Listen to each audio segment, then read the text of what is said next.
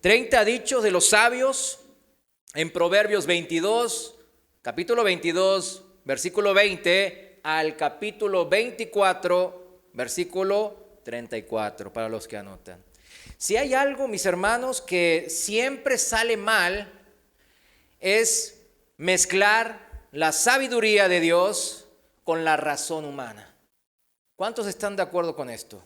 Fíjense, la primera, la sabiduría de Dios, claro, proviene del único Dios vivo, el Creador, el que creó sabiamente todo lo que vemos en la existencia. Todo este universo vasto, ¿verdad? Que los científicos cada vez descubren más estrellas, cada vez descubren más galaxias y ellos mismos se sorprenden.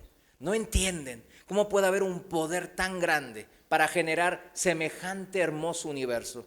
Y nosotros vivimos en un planeta bien pequeño y disfrutamos de las pequeñas cosas de esta vida. Una flor, una primavera, ¿verdad? Un buen aroma, la relación entre esposos, con los hijos y aquí con los hermanos. Realmente la creación, no cabe duda, es algo muy hermoso y somos parte de ella, ¿verdad? Gracias a Dios. Imagínense, ¿no? No haber sido creado, no existir o haber sido una roca. ¿Se imagina? Hay que saber dar gracias a Dios. Dice la Biblia que el que da gracias a Dios es sabio. Fíjense, entonces la primera, la sabiduría de Dios, siempre habla verdad. Nunca engaña. Siempre nos va a rectificar en nuestro andar en la vida. Siempre. Ay, ¿cómo sabe eso, hermano? Pues lea la Biblia. Vívalo usted mismo también. Yo sé que aquí muchos están viendo, están leyendo la palabra y están viviendo, estamos viviendo paso a paso este andar en la fe. Pero fíjense bien, la sabiduría de Dios es la que me permite edificar mi vida sobre sólidos fundamentos, sobre el consejo de Dios. Por ejemplo, los jóvenes ahora, ¿cuánto necesitan el consejo de Dios? Nomás andan tras las cosas que se ven, como dice la Biblia, por vista. Y caen en muchas trampas, en muchos engaños. No voy a hablar de la cantidad de jóvenes que quieren ser narcos para disfrutar un tantito, gastar el dinero y morir a temprana edad. Morir malamente a temprana edad. Esa es la vida que están enfrentando muchos de nuestros jóvenes. Pero la palabra de Dios, la sabiduría, el consejo del Señor, siempre va a edificar nuestras vidas, siempre. La segunda, el razonamiento humano, nuestro razonamiento, siempre enorgullece, siempre envanece.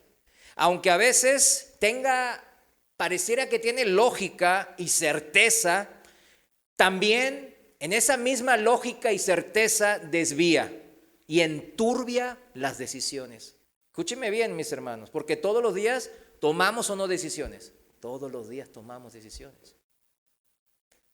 El razonar del hombre, y aquí hombre me refiero a hombre o mujer, se aferra a donde piensa que uno más conviene. Siempre es así el razonar humano. Ay, esto me conviene. Me conviene aquí pararme porque están regalando algo. X, ¿no? Me conviene ir a trabajar allá porque me pagan más, etcétera, ¿verdad? El razonar humano siempre ve por lo que piensa que más le conviene. A veces se agarra a la verdad, pero cuando piensa que no le es de provecho, esa verdad la desecha y toma la mentira disfrazada de verdad, si piensa que eso le conviene. Así somos, convenencieros. Por eso el razonamiento humano, la Biblia lo cataloga ¿cómo lo cataloga? Como engañoso, como perverso. Perverso significa algo que siempre busca el mal. Y uno puede decir, no, pues si yo soy bueno, si yo quiero el bien de mis hijos, el bien de mi esposa, el bien de mi esposo, el bien de mis padres, si yo no quiero dañar a ningún vecino, ¿por qué dice que la Biblia que el razonamiento humano es perverso y engañoso? Justamente por lo que ahora estamos viendo. Comparado con el consejo, con el pensamiento de Dios, somos muy insignificantes. Y en nuestro tratar de buscar nuestra propia conveniencia, lo que nosotros pensamos es mejor para mí y mi familia, existe el error y existe la desviación. Por ejemplo, pues hay muchos ejemplos, ¿no? Le voy a citar dos rápidos. El fin justifica los medios, ¿verdad que así dice el mundo? Si yo trabajo, no veo a mis hijos, a mi esposa pues no sé quién era, me la paso trabajando todo el día y me gano un montón de dinero, pues el tener mucho dinero justifica no ver a mis hijos, justifica no ver a mi esposa, no tener convivencia en la familia, y mis hijos crecen y tienen dinero, ¿y cómo lo piensan que lo van a usar? Lo van a mal usar, ¿sí o no? El fin justifica los medios. Pareciera inteligente, lógico, pero no lo es, según el pensamiento de Dios. Toda persona tiene un precio, dice también, ¿verdad? Toda persona nomás hay que llegarle al precio. Si le llegas al precio, lo compras, cualquiera. Había otra vez un millonario, un multibillonario, perdón, con ya muchos ceros. Y él decía que todos tenemos un precio colgado aquí. ¿Vio como cuando vamos a comprar al mercado, lo que ahí está el precio? Entonces Mario Kim, acá, 1,000 pesos. Por ejemplo, bueno, muy barato, 100,000 pesos. Para, pues lo que quiera. Pues también lo comparan, pues usted recibe un salario, entonces usted tiene un precio. Claro, por 8 horas de trabajo, por 9, ¿sí me entiende? No decimos, fíjese bien, que no tiene ninguna virtud o beneficio el pensamiento humano, no. Pero cuando se logra algo bueno con el pensamiento humano, si podemos sacar algo bueno de nuestra lógica, de verdadero provecho a nuestro pensar humano, es porque tomamos fundamentos, lo sabemos o no lo sabemos, lo entendemos o no lo entendemos, tomamos fundamentos bíblicos, o sea, el consejo de Dios, muchas veces sin saberlo. Fíjense, más ejemplos. El mundo dice, divide y vencerás. Ese fue el lema del Imperio Romano, un imperio que llegó casi en 1000 años de existencia, ¿verdad? Y luego volvió a ser el lema del famoso y otro de los más longevos imperios, que es el Imperio Británico, el de los ingleses. ¿Vieron? Que duró bastante tiempo, ¿no? Hasta la Segunda Guerra Mundial. Dice, divide y vencerás. En el libro El arte de la guerra, no sé si alguien lo haya leído en la secundaria o en la prepa, dice uno de sus principales consejos es este, mire cómo se cuadra el pensamiento humano y la lógica del hombre. Si las tropas enemigas están unidas, siembra la disensión, o sea, divídelos entre sus filas. Ese es un consejo que da en este libro que se llama El arte de la guerra, un libro de los más leídos de todos los libros de la antigüedad. Miren cómo dice el Señor Jesús. En Lucas 11:17, el Evangelio de Lucas capítulo 11, versículo 17, en la Reina Valera, dice, todo reino dividido contra sí mismo queda devastado. No hay casa que permanezca si internamente está dividido. Fíjense, ese es el consejo de Dios. Si tu casa, si mi familia está dividida, ¿qué pasa? No puede permanecer, se va a destruir.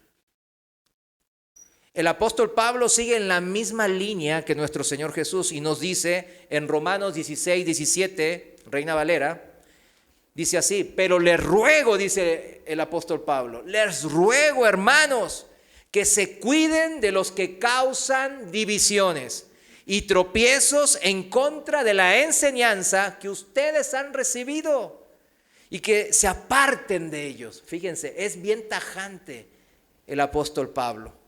Dice que nos cuidemos, que tomemos con sumo cuidado aquellas doctrinas, pensamientos que causan divisiones y tropiezos. Ahí en YouTube, hay un montón. Que ellos no están salvos. No, que ellos son unos herejes. Y que no, que él no sé cuántos. Y nomás hablan de divisiones. Nomás hablan contra otros.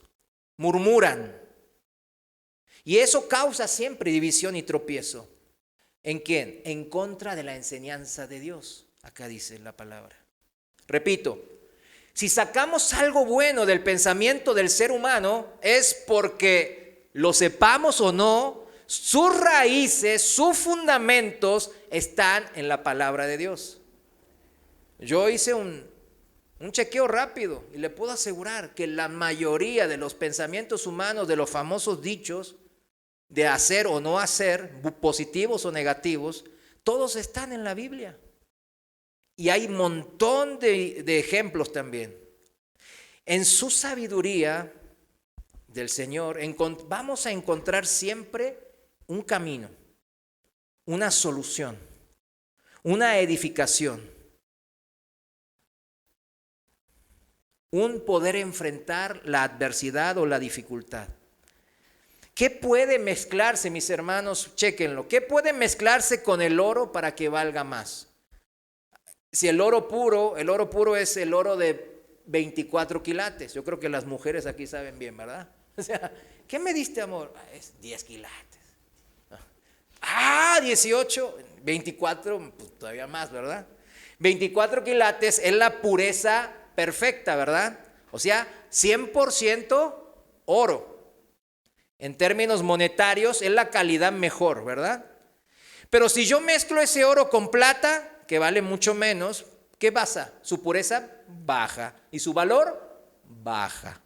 Si mezclo, póngale cualquier otro metal maleable, cobre, níquel, pues hasta acero, en ponerle algunas piedras preciosas, alguno puede pensar, no, si le pongo vaya a las joyerías o las de empeño, cuando va con el, así vio, con el de oro, no es que lo hice, ¿no? Sino que conozco. Entonces, va y aunque tengan las así de diamantes, esas no les tienen en cuenta. Nomás lo tienen en cuenta el oro, ¿sí o no? Los agarré. No anden empeñando. Pero fíjense, es así. Ellos no consideran eso. Consideran nomás, ¿qué cosa? El peso en oro. ¿Sí lo checan eso? Entonces, la analogía es entendible, ¿verdad? ¿Qué puedo yo mezclar, agregar al pensamiento de Dios que pueda mejorarlo, que pueda hacerlo mejor al pensamiento de Dios? ¿Acaso alguien se atreve a decirle, levantar la mano y decir, no, yo voy a hablar con el Señor y ahorita le voy a dar un consejo? ¿Verdad que no? Claro que no. El consejo de Dios es perfecto, dice la Biblia. Vayamos a Eclesiastés 10:1. Eclesiastés, ahí en el Antiguo Testamento, capítulo 10, versículo 1, lo voy a leer en la traducción viviente. Fíjense cómo dice esta traducción, está muy bonito. Así como las moscas muertas apestan todo un frasco de perfume, una pizca, o sea, un poquitito de necedad arruina, ¿qué? Gran sabiduría y honor. Aquí está. Lo que acabo de yo explicarles a ustedes, el Señor ya lo dijo en Eclesiastés por medio del famoso rey Salomón. En la traducción actual, fíjense cómo dice, la mejor sopa se echa a perder si le cae una mosca, ¿verdad que sí? ¿Cuántas moscas necesita que le caiga a su sopa para que la deje de comer? ¿Alguien dice 10? ¿20? Sopa de mosca va a comer esa, ¿verdad? No, imagínense, no, me cae una mosca pequeñita, veo esas que son así chiquitillas, ni son moscas, ¿verdad? Son así, sí, y ya me da cosa.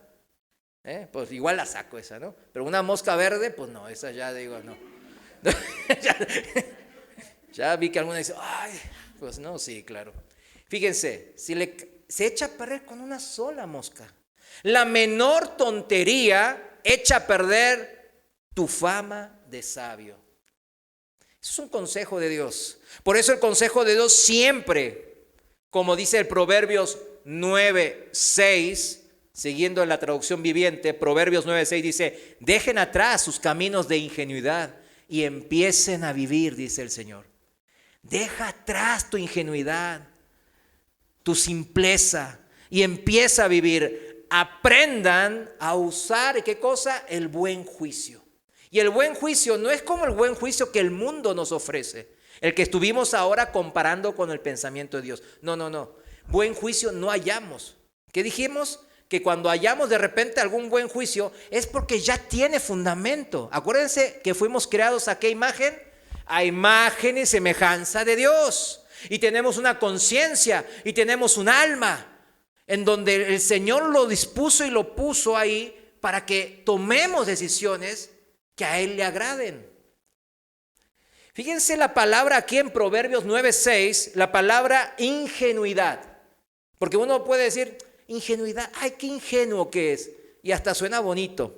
Pero aquí habla, esta palabra del hebreo, habla de simpleza o una sencillez, pero no en un sentido de algo bueno, ¿verdad? Ay, es muy sencillo el hermano, entonces suena bien. No, lo habla en un sentido de ignorancia, una ignorancia que va a llevar a que ese sea engañado esa persona.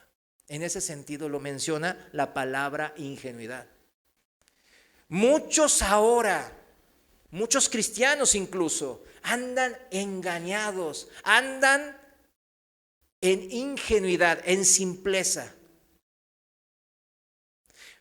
Dejen de usar sus razonamientos como mecanismo principal para tomar decisiones. Eso es lo que el Señor nos está diciendo. Dejen de ¿qué? De usar mis razonamientos, mis pensamientos, mis sentimientos como el mecanismo principal para la toma de decisiones en mi vida. Y empiecen a vivir aprendiendo a usar el buen juicio, como acabamos de leer. ¿Este buen juicio de qué se refiere entonces? Se refiere a entendimiento, a comprensión, a cordura, a inteligencia, y habla de ser prudentes. En fin, buen juicio aquí significa sabiduría. Y toda sabiduría viene ¿de dónde? De arriba, del Señor. Los que viven sin sabiduría, en verdad, no están viviendo, mis hermanos, sino están muriendo poco a poco. ¿Camino a qué? A una muerte segura. La muerte cada día se acerca, ¿verdad que sí? Hora a hora, minuto a minuto, sabemos que estamos un paso más frente a la muerte. ¿Cuántos dicen, no, yo le voy a escapar a la muerte? ¿Cuántos dicen que pueden hacerlo? ¿Verdad que no? La muerte se acerca y algún día nos encontrará, ¿verdad? Pero ¿cómo nos encontrará? ¿Con sabiduría o sin sabiduría? Simplones, ingenuos o con buen juicio. Si yo sigo ignorando el consejo de Dios, mis razonamientos van a terminar engañándome para que siga yo viviendo como si fuese que nada va a pasar, como si fuese que yo voy a vivir eternamente y para siempre. Sin saber entonces qué es lo que el Señor desea. Muchos mueren de esa manera. Proverbios 11:4 en la traducción viviente dice así. Fíjense, lo que más siempre nos golpea, ¿verdad? O nos tienta o nos desvía. Fíjense cómo dice el Proverbio 11:4 en la traducción viviente. Las riquezas no servirán para nada en el día del juicio. El día del juicio es el día que ya voy a verme cara a cara con Dios, con el Dios Todopoderoso.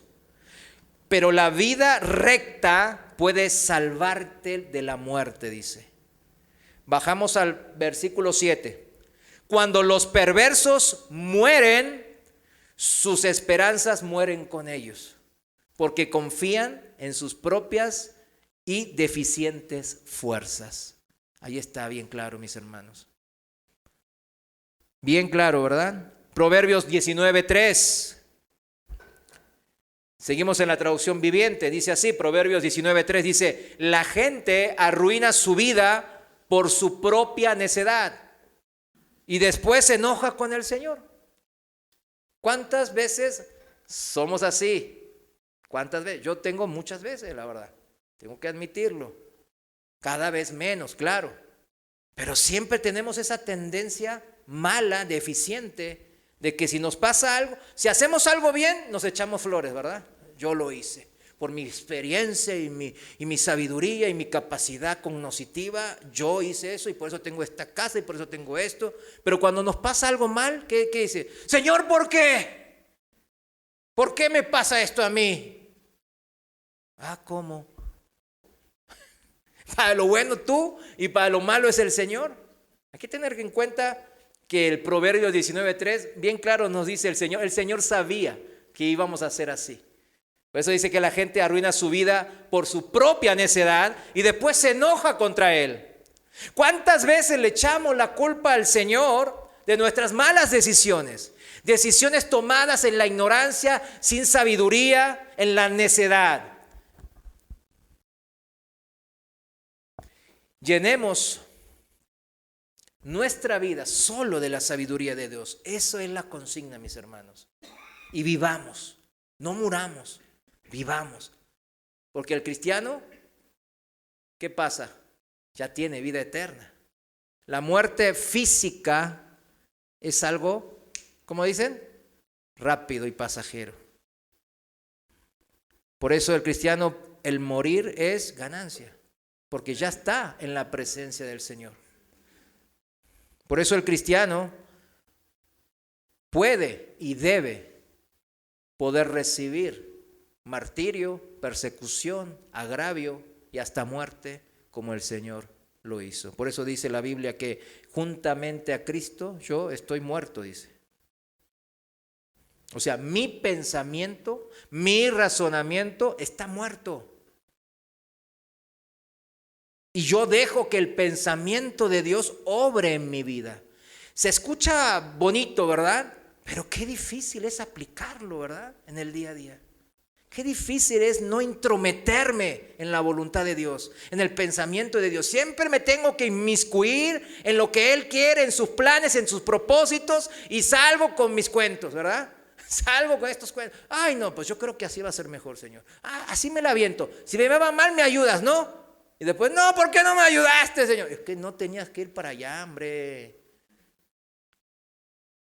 No me escuchas, haces tus berrinches, haces lo que quieres y después me echan la culpa. Fíjense, aquí un consejo, Proverbios 3:5. Proverbios que todos debemos saber. En la traducción viviente dice, confía en el Señor con todo tu corazón. No dependas de tu propio entendimiento, dice esta versión. Tu propio razonamiento. En la palabra de Dios para todos dice, confía en el Señor totalmente. Ahí está la palabra bien dicha, ¿verdad? Confía en el Señor, ¿qué? 99%, no, 100%. 100%, la confianza es 100% o cero. No hay intermedios. ¿Sabía eso? Por eso el Señor no quiere a los tibios. Porque no hay intermedios, no hay grises, no hay tibieza en el cristiano. O confías del Señor, o eres del Señor, o no lo eres. Y esto, mis hermanos, ay hermano, otra vez predicando duro. Pues no es así. Es que es algo muy importante esto de la vida del cristiano. Ahora el hermano Eduardo estaba haciendo un llamado, creo que el hermano Dago lo hizo también. ¿Por qué queremos que sirvan? No, que el hermano ya no quiere. No, quiere estar descansando. Quiere tener más gente ahí. No, va el otro hermano. Está bien, listo. Yo me voy a pasear. No es así, mis hermanos. Es que queremos compartir la bendición de Dios. A Dios no es que se le acaba la bendición. Ay, tengo nomás 7 bendiciones para todos estos. Ay, ¿qué hago? Ojalá no sean fieles. Así nomás me alcance lo justo. No, Él tiene millones, infinitas bendiciones dispuestas a salir hacia nosotros. No más que nosotros debemos de seguir el consejo de Dios.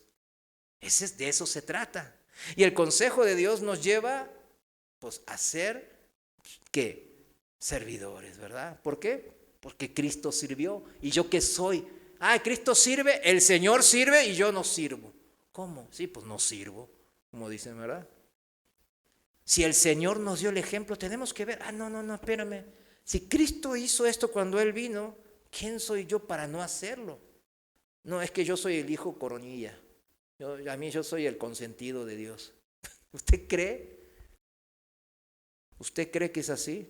¿O Cristo nos dijo que nosotros también debemos de hacer lo que Él hizo? Confía en el Señor totalmente y no en tu propia sabiduría. Y ahora sí, adentrémonos totalmente al consejo de los 30 sabios inspirados por el Señor. Consejo 4. Vamos a ver hoy el 4 y el 10 juntos. ¿Por qué? Vamos a leer el 10. Van a ver que es que el 4 un poquito más específico. Vamos a Proverbios 23, 10, versículo 10. Capítulo 23, versículo 10. Voy a estar en la traducción viviente hoy, muy seguido. Traducción viviente. Diga, versículo 10 dice así.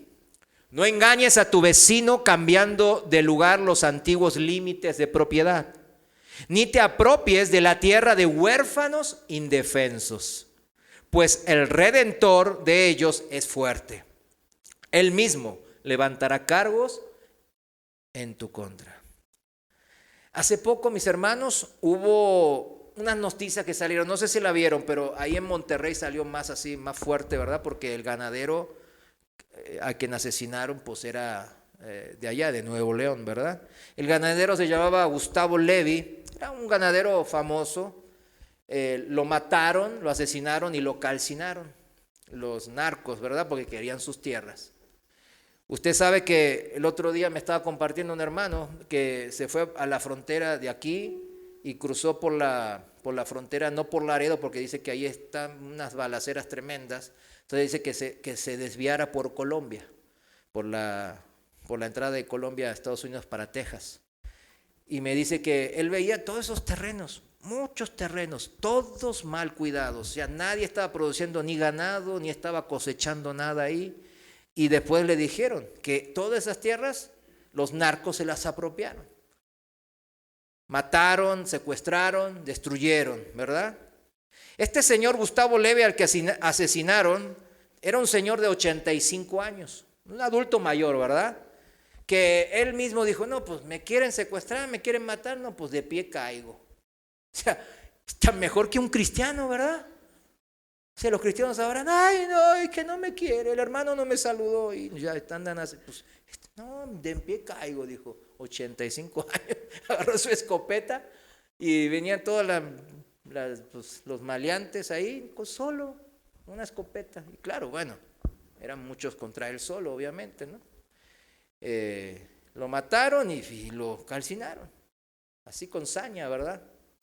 Fíjese, un amigo mío, hace unos años, cuando yo vivía en Monterrey, habían secuestrado 2 veces a su papá. En la primera, pagaron un rescate y le dejaron las tierras. O sea, estaban negociando, te pagamos el rescate, pero nos dejan las tierras y nos dejan de molestar. Lo dejaron de molestar 2 años. A los 2 años volvieron. Pero el papá ya les había dado instrucciones a sus hijos. Sus hijos ya eran grandes, pues ya tenían casi 50 años, mis amigos, y les dijo, bien claro, no van a pagar ni un peso si me llegan a secuestrar de vuelta. Bien claro. Esas son la gente de antes, ¿verdad? Los de sombrero y hebilla, de cinto de villa, ¿verdad? Y botas así, tipo. Y dijo, no, me llegan a pagar y yo me mato yo mismo. O sea, van a pagar de oquis, decía ahí, como dicen allá. Y mi amigo, cuando lo secuestraron, yo estaba. Y él me llamó a la noche y yo fui a la casa de él. Él es un empresario un poco, sí sale en los medios. Y me preguntó ciertos consejos. Fíjense, la gente del mundo no se aleja de nosotros, pero cuando pasan momentos difíciles, ¿con quién creen que se acerca? Con el amigo cristiano. ¿Sabe por qué? Porque somos fieles. Fieles a lo que decimos y hacemos. Y ellos lo ven. No son tontos, ¿eh? Entonces cuando ven, ya me dijo, ¿qué quieres que haga? Mira, ya lo tienen por segunda vez. ¿Qué dijo tu papá? Que no paguen. Bueno, yo te diría que oremos. Y hasta oró, esa vez sí oró. Oró y oramos, lloramos, etcétera, compartí ciertas palabras y ahí quedó. Y ya le dije, toma tú la decisión, pero ora. Dios te puede contestar, porque si tú clamas de todo tu corazón, Dios te contesta. No sé si lo hizo o no, siempre pagó una parte del rescate, pero ya su papá no apareció. Después, en una fosa común, aparecieron sus botas, o sea, ya estaban las botas del Señor. Fíjense, estas son la gente que en México y en muchos países está haciendo estragos, mis hermanos. Obviamente, este consejo 4 y 10, ellos no lo están cumpliendo. Ellos piensan que se van a salir con la suya. Muchos miles de propietarios, mis hermanos, están siendo despojados de sus parcelas, de sus pequeños terrenos. Se aprovechan. Para todos estos escarnecedores, como dice la Reina Valera, abusivos, violentos, pues yo les tengo malas noticias. El Señor se va a levantar contra ellos. Así dice la palabra. Si no se arrepienten, se va a levantar contra ellos. Todos estos que se quieren aprovechar de los más débiles para robarles su herencia, sus tierras, su sustento, están peleando con Dios. Así dice la palabra.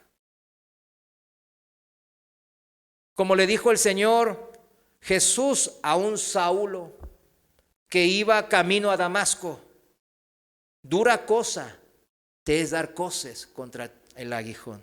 Esto significa que te estás haciendo daño pegándole patadas a un aguijón.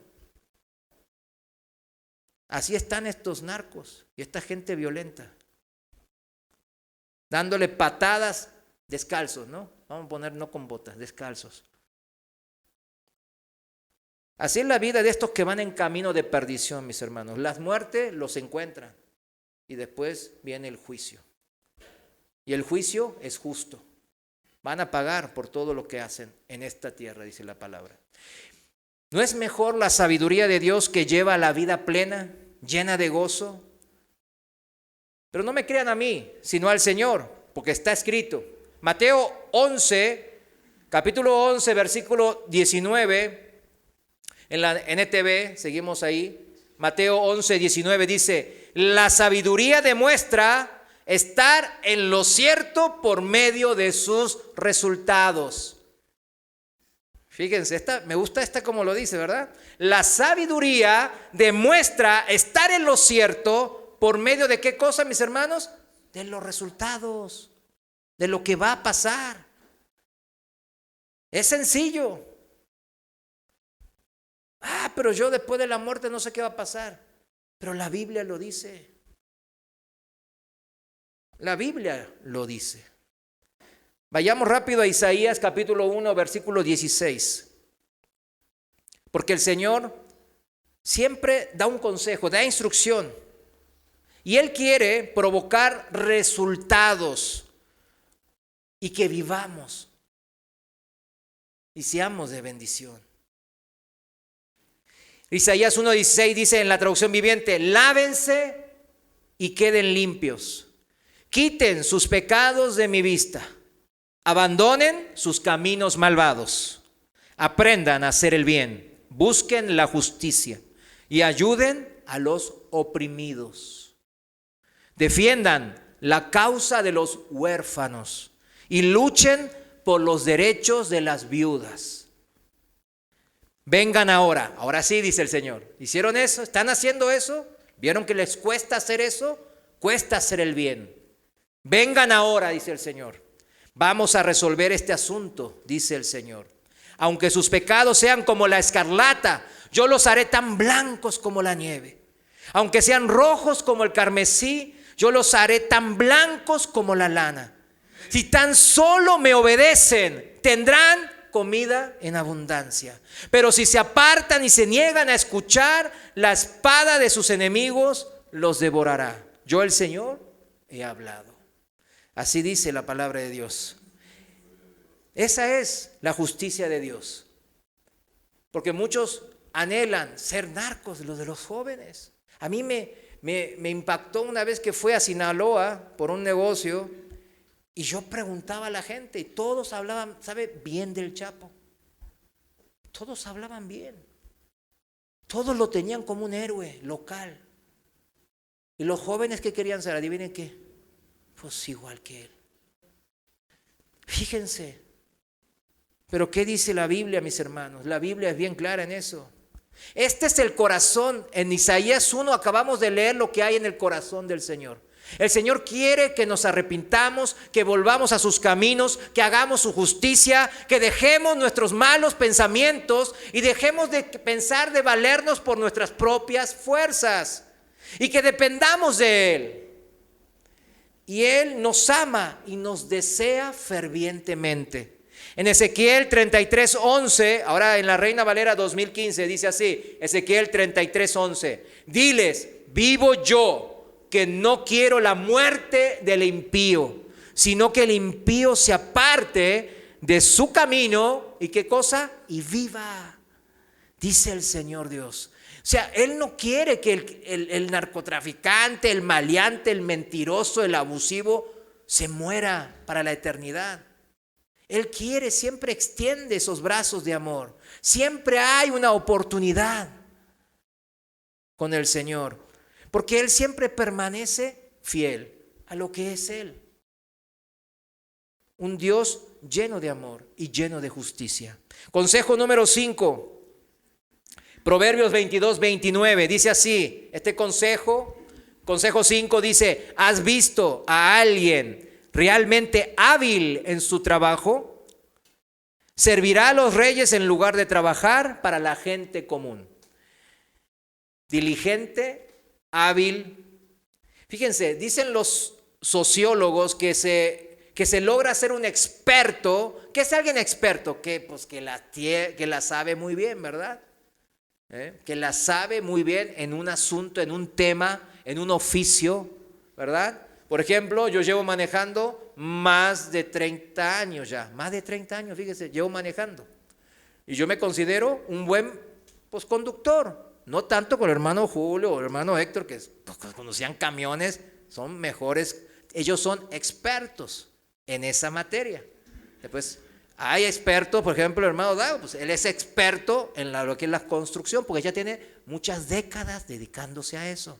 ¿Sí entiende, verdad, el concepto? Dicen los sociólogos que checaron muchas personas y dijeron, después de 10,000 horas o alrededor de 10 años, porque obviamente esas 10,000 horas no estamos 24 horas, 7 días a la semana trabajando, ¿verdad? Estamos 7, 8 horas, 5 días trabajando, a veces tenemos vacaciones, etcétera, ¿verdad? Entonces dice 10,000 horas dedicándose a lo mismo o 10 años dedicándose a lo mismo, hace de una persona experto en algo, en una materia, en un área de trabajo quizás. Fíjense. De esa diligencia, de esa habilidad, el Señor ahora está hablando. Dice que Dios se agrada de que sus hijos trabajen. Esa es su naturaleza. Dios está trabajando siempre. En el orden de Dios, todos debemos de trabajar. No, yo no quiero trabajar. No, pues es que Dios así creó al hombre para que trabaje. El hombre de Dios es un hombre. Fíjense cómo sería el hombre de Dios. Trabajador, diligente, que se esfuerza en su trabajo. El mismo apóstol Pablo redacta cómo el no era, o sea que él, el apóstol Pablo, él no era un mantenido y que él sí trabajó para su manutención y que de su trabajo salía hasta para sus compañeros también. O sea, Pablo era ¿qué? Era alguien diligente, experto. Era un experto en la fabricación de tiendas. Todos lo saben, fabricaba tiendas. Ahora dice, ay, que con las tiendas, ¿cómo le ganaba? Es que en esa época había soldados romanos que iban, ¿se acuerdan los legionarios? Ellos se iban de sus casas y andaban todo el tiempo por todo el vasto imperio romano. ¿Y ellos qué piensan que traían siempre aquí? Una tienda. ¿Sí me entiende? Entonces, muchos se dedicaban al negocio de las tiendas. Y fíjense, dice en Hechos capítulo 20, versículo 33 al 35, lo voy a leer en la lenguaje actual. Hechos 20, 33 dice, Pablo dice, nunca he querido que me den dinero ni ropa. Ustedes bien saben que con mis propias manos he trabajado. para conseguir todo lo que mis ayudantes y yo hemos necesitado para vivir. Les he enseñado que deben trabajar y ayudar a los que nada tienen. Ahí está el concepto bíblico, ¿verdad? Ayudar a los huérfanos, a las viudas. Recuerden lo que nos dijo el Señor Jesús. Dios bendice más al que da que al que recibe. Pero fíjense, volvemos con el pensamiento de Dios versus el pensamiento humano. ¿Qué dice? ¿Cuándo usted está más contento? Cuando recibe, ¿verdad? Diga, sea sincero. Cuando recibe es cuando está contento, ¿verdad? Ay, pues cuando da también está contento, pero cuando recibe está todavía más contento, ¿verdad? Pero Dios dice, Dios bendice más al que da que al que recibe. Fíjense, ese es el pensamiento de Dios contra nuestro pensamiento paupérrimo, chiquitito, ahí abajo.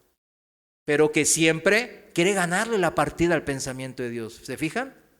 No, hay que darle. No, espérame, no nos alcanza y le quieres dar a esa persona. No, pues sí, pero me salió el corazón de darle, aparte dice la palabra de Dios. Pues no tienes nada, pues le voy a dar un peso. ¿Sí me entiende? A lo que me refiero no es tanto la cantidad, ¿verdad? Sino el corazón, lo que ve el Señor. Dios bendice al que da, más al que da que al que recibe. Dios bendice al dador alegre, que lo hace con un corazón alegre, lleno de gozo, porque dice, Señor, fíjate, tengo la capacidad de poder ayudar. ¿Quién me da esa capacidad? El Señor. Y esa es la buena costumbre del trabajo, mis hermanos. La buena costumbre que Pablo acá nos relata en el libro de los Hechos, que también nos capacitamos ¿en qué? En el servicio al Señor. Que estamos mencionando lo del servicio al Señor. El trabajo más gratificante que es servir al Señor. Yo les puedo asegurar, pues yo he trabajado de muchas cosas, muchísimos oficios, he logrado grandes gratificaciones, pero no hay algo más gratificante que servir al Señor. Yo se lo digo de todo corazón. Es gratificante, es tremendo. Por eso los invitamos, por eso los hermanos y yo, un servidor, los invita al servicio. Realmente es gratificante. Hay que vivirlo para decirlo.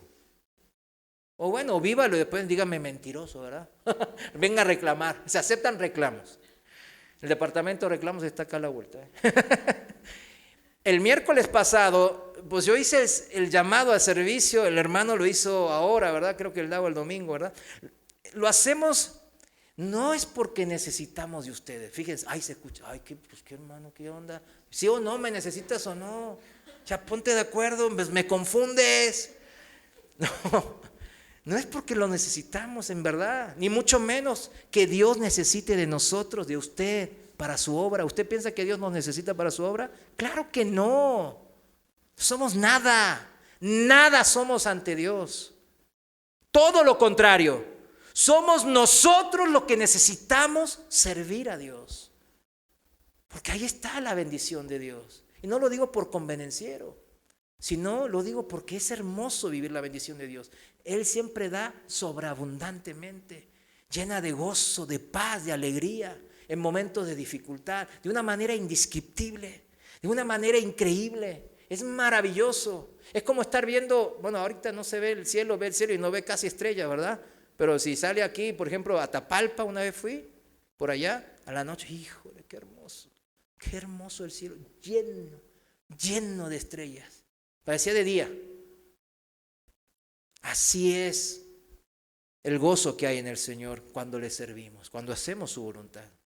Es una necesidad del hombre el servir al Señor, no es una necesidad del Señor. Porque el hombre, al ponerse al servicio de Dios, cumple su propósito en esta vida. Se pone en el camino correcto y vive las promesas del Señor escritas en la palabra. Porque uno cuando empieza a leer la Biblia, los que no leen la Biblia ni saben de lo que se pierden. Pero cuando empieza uno a leer la Biblia, encuentra, wow, ¿a poco esto sí? Ya no, ¿a poco? No. Pues, ¿a poco tanto? No, ¿tanto me ama el Señor? Ay, ¿a poco me quiere como hijo? Etcétera. Empieza a ver las promesas del Señor una y otra vez. Pero hay que vivir esas promesas cuando vivimos en la obediencia con el Señor. Primera de Corintios 15:58, mis hermanos. Primera de Corintios 15, 58, Dios habla hoy, dice: por lo tanto, mis queridos hermanos, sigan firmes y constantes, trabajando siempre más y más en la obra del Señor, porque ustedes saben que no es en vano el trabajo que hacen en unión con el Señor. Por eso cité esta versión, me gustó mucho cuando dice: el trabajo que hacen, ¿cómo? Unidos al Señor. ¿Se imagina? Unidos al Señor, con el Dios Todopoderoso, unidos, haciendo un trabajo. No, yo quiero estar unidos al presidente, yo a Carlos Slim. Bueno, usted, chéquelo, pero la palabra es clara. El diligente, mis hermanos, es la persona que es diligente en todos los aspectos de la vida y más en las cosas de Dios. Consejo número 6, con este vamos a cerrar hoy. Consejo 6, Proverbios 23, versículo 1 al 3. Lo voy a leer en la Reina Valera 2015. Dice así, Proverbios 23, 1. Cuando te sientes a comer con un gobernante, con un poderoso, considera bien lo que está delante de ti. Pon cuchillo a tu garganta si tienes gran apetito. No codicies sus manjares delicados, porque es pan de engaño. Vamos a la otra traducción, a la palabra de Dios para todos. Y fíjense cómo esta lo explica un poco más, aclara un poco, ¿verdad? Dice así, 23.1. Cuando te sientas a comer con alguien importante, recuerda bien con quién estás. No te apresures a comer cuando tengas mucha hambre. No te llenes de los manjares que te ofrezcan, porque te pones en evidencia. Y aquí la palabra clave es ponerse en evidencia. Entonces uno puede decir: ay, hermano, ¿qué significa esto?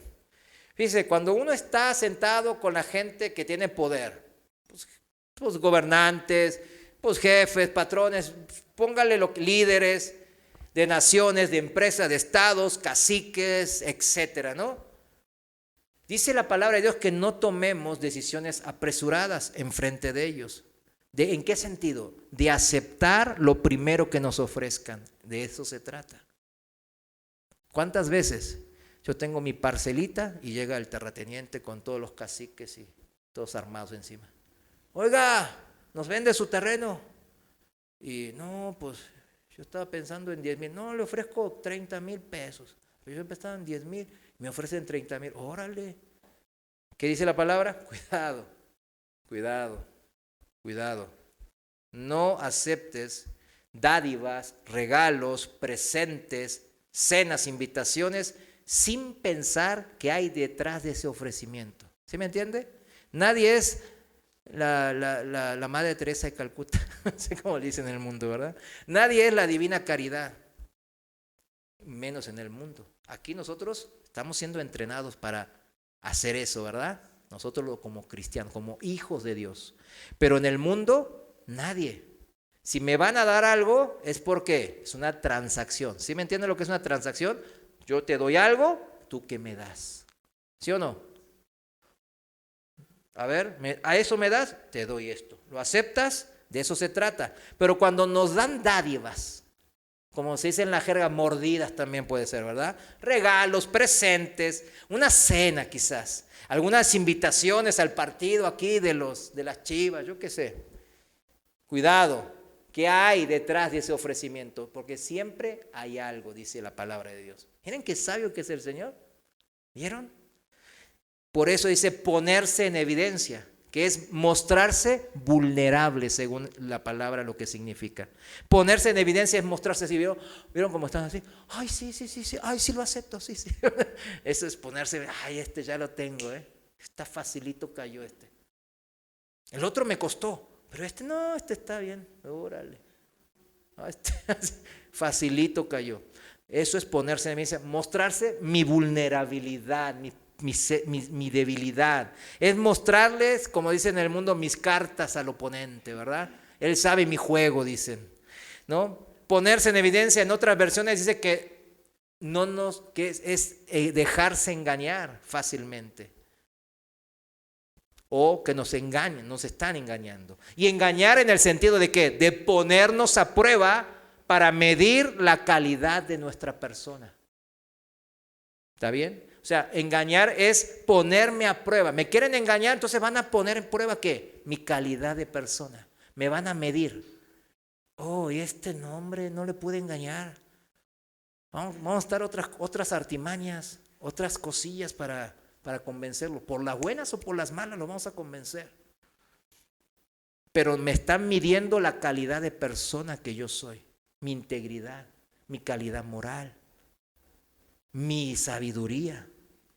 Nos ponen una carnada para ver si caemos en la trampa. Entonces, ¿eres lo suficientemente sabio para no caer engañado como la mayoría de la gente? La calidad de persona que la Biblia dice que seamos está en el ejemplo de Daniel. ¿Se acuerdan de Daniel el profeta? El libro de Daniel y sus 3 amigos hebreos, Sadrach, Mesach y Abednego. Bueno, ellos tenían una alta calidad de persona. A pesar de su juventud, a los jóvenes, a sus hijos, a sus nietos. Yo les digo que la juventud no es una debilidad, al contrario. Miren a Daniel. Supuestamente Daniel en esta época, como porque vivió 70 años sirviendo en el extranjero a reyes. Como decía recién, ¿verdad? ¿Cómo decía que el habilidoso a quién iba a servir? A reyes. ¿Y Daniel a quién sirvió? A los reyes más grandes de la época. Y no es casual, mis hermanos. La calidad de persona de Daniel es bien clara. No se dejaron mezclar el pensamiento humano. Ellos dijeron, no, yo no me voy a mezclar con las cosas de este mundo. Lo que me ofrece este mundo, yo no lo acepto. Fueron tajantes. Acuérdense que ellos no aceptaron comer de los manjares. Acuérdense que eran prisioneros hebreos, deportados a Babilonia. Y el rey los ve como, bueno, a estos están bien inteligentes, se ven bien parecidos. O sea, cumplen con todas las características que el rey buscaba para criarlos y capacitarlos como sus consejeros. Del rey más poderoso de la época, que era Nabucodonosor, emperador, rey de Babilonia. Y entonces Daniel dice, no, me van a dar comida que me dice mi Dios que no coma. Me van a dar vino, me dice mi Dios que no me emborrache. Y también se interpreta que muy probablemente les ofrecían otros beneficios. ¿Adivine qué? Pues sí, mujeres y toda la fiesta, ¿verdad? De esos países paganos, que es lo que ahora vemos en el mundo entero, ¿verdad? Entonces, Daniel rechazó tajantemente eso. Lo rechazaron. Mostraron en momentos críticos y difíciles su calidad moral, su nivel. Porque recuerden que eran prisioneros insignificantes, que alguien pues decía, no te mato, ¿no quieres? Bye, se acabó el trato. Pero él dijo, no, ¿puedo morir? ¿Por qué? ¿Por qué va a morir Daniel? ¿Porque no quería comer algo? No, porque quería agradar a Dios. Quería cumplir los propósitos de Dios en su vida. Fíjense, aunque se muera, aunque pierda los privilegios de poder ser el consejero del rey más poderoso, hay que entender, nos tiene que caer el 20, mis hermanos, de cuál es la calidad que pide el Señor de nosotros. Él no pide mediocres. Él pide gente como Daniel. Y dice, usted, yo, todos nosotros podemos ser Danieles. Todos. ¿Cuántos sucumbimos ante la tentación cuando nos ofrece algún poderoso en este mundo? Yo tengo muchos ejemplos en mi vida. Y sucumbí muchas veces. ¿Por qué? Dije, no, pues no, si le digo que no, después no me dan el ascenso, no me dan mi puesto. Eso me pasó varias veces. Tuve que transar para avanzar. ¿Usted qué cree que me ayudó eso en mi vida? No. Todo eso yo lo perdí. La historia está larga, pero todo ese ascenso, ese dinero extra, todo ese prestigio, yo lo perdí. Dios después lo quitó, permitió que me lo quitase. Y fue cuando obviamente caí de rodillas al Señor. Mis hermanos, debemos de empezar a valorar mi pensamiento contra el pensamiento de Dios. En cada decisión que usted toma. Y dígale al Señor, ay Señor, quiero hacer de esta manera, pero Esto es lo que yo pienso está bien. Eso no es pecado, mis hermanos. Al contrario, usted está hablando con Dios. Señor, ¿estará bien hacer así? Ayúdame. Alguno aquí estará pensando, no, hermano, pues que ni que estuviese loco, esto, pues, ni cómo voy a hablar solo. ¿Cómo? Está hablando con Dios. Todos los días a mí me contesta, todos los días me contesta en formas muy específicas, muy obvias. Hay que hacer la voluntad de Dios, hay que seguir el consejo de Dios y vivir sabiamente. Amén, mis hermanos. Vamos a orar. Señor, gracias te damos porque hoy hemos aprendido un poquito más de tu sabiduría. Hemos leído algunos consejos tuyos, Señor, y los tomamos como buenos, útiles y edificantes para nuestras vidas, para nuestras familias, para nuestros hijos, Señor.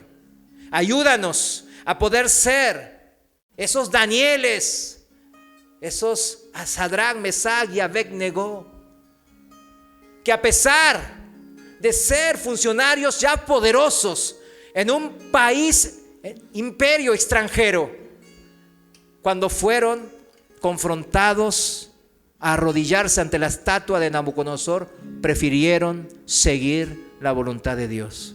Prefirieron perder todos los privilegios y la posición obtenida con mucho esfuerzo, con mucha dedicación, con mucha diligencia, pero dijeron, no, yo voy a seguir el consejo de Dios, porque ese consejo de Dios es vida. Ese consejo de Dios va a edificarme, aunque tenga que morir en el horno de fuego. Igual que Daniel, aunque tenga que ser comido por leones, yo voy a hablar con mi Señor. Yo voy a estar en la intimidad con mi Creador, porque yo sé en quién he creído. Él me habla, Él es vivo. Por eso yo tengo vida. Y por eso yo lo adoro y me humillo ante Él. Oh Señor, ayúdanos en nuestra incredulidad. Ayúdanos, Señor, a subordinar nuestro pensamiento y dejar que tu consejo fluya en nuestras vidas, en nuestras familias. ¿Quién es el bendecido? Sino nosotros, Señor. Porque todo es para nuestro bien, para nuestro beneficio. Gracias, Señor. Porque mientras más leemos tu consejo, tu palabra, la Biblia, más sabemos cuánto nos amas y cuánto estás al pendiente de nosotros. Señor, gracias te damos en el nombre de nuestro Señor y Salvador, Jesús. Amén. Amén. Pues muchas gracias, mis hermanos. Dios les bendiga.